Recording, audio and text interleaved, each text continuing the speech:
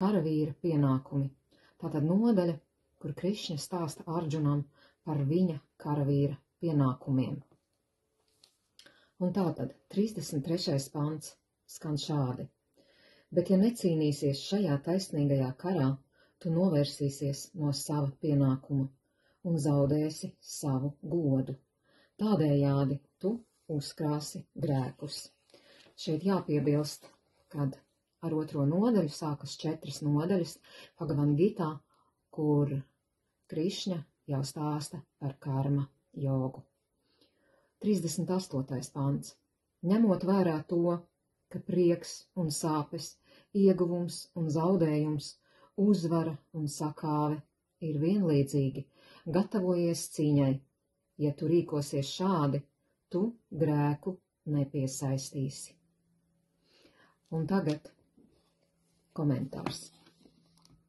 Krišņa saka, ka cilvēki, arī apzinādamies, ka viņa nav ķermenis, ka viņa nav prāts un arī ne intelekts, tomēr turpina sevi identificēt ar tiem. Tas skaidrojams ar patiesu zināšanu trūkumu, patiesas izpratnes trūkumu. Tu šīs zināšanas esi ieguvis no grāmatām. Brīnišķīgu grāmatu lasīšana ir devusi tev šo priekšstatu. Tu par to esi dzirdējis neskaitāmas runas, bet tās ir palikušas vien kā tīkami vārdi. Tu joprojām dzenies pēc ārējām baudām, joprojām skrien pēc lietām, kuras ir izzudušas. Ja tu uzlūko dvēseli tikai no prāta viedokļa, vai domā, ka prāts spēj saprast dvēseli? Prāts, kas vienmēr ir kustībā, ir kā čančala, nemierīgs, tas dejo, tas lēkā kā pērtiķis, no vienas domas uz otru. Kā gan prāts, kas atrodas pastāvīgā kustībā, var būt mierīgs un izprast nekustīgo? Prāts vienmēr pārvietosies no vienas lietas pie otras, līdz būsi dziļi iegājis sādhanā, garīgā praksē, dziļi meditācijā un nomierinājis to. Tikai tad dvēsele sevi atklās. Bet līdz tam, kamēr prāts vēl tikai lēkā apkārt, dvēsele paliek neiepazīta. Uzskatot, ka prieks un sāpes, ieguvums un zaudējums, uzvara un sakāve ir vienlīdzīgi, atgādini sev, ka šī ir tikai spēle. Uztver šo pretstatu pāri kā vienlīdzīgu.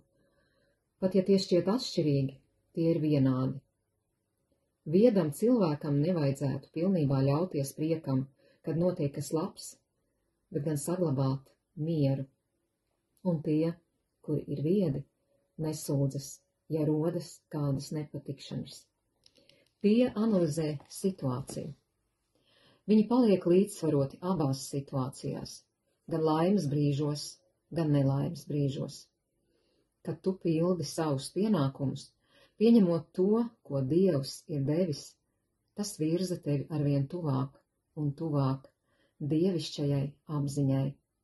Pateikdamies par to, ko Dievs tev dāvā ikdienas dzīvē, tu atver vārtus, lai iegūtu vairāk. Ja pildi savus pienākumus, pieņemdams it visu, ko Dievs tev dzīvē sniedz, tu parādi viņam, ka šai dzīvē esi gatavs lielākiem mērķiem, lielākiem darbiem. Krišņa saka, ja tu bēgsi no tā, tu neko labu neiegūsi. Tas tevi sāpinās. Tas būs netaisnīgi. Īpaši tad, ja darot šo pienākumu, tu spētu atvērt visas debesu durvis. Viņš saka, pieņem dzīvi. Pieņemiet visu, ko Dievs tev dod. Jai Gurudev.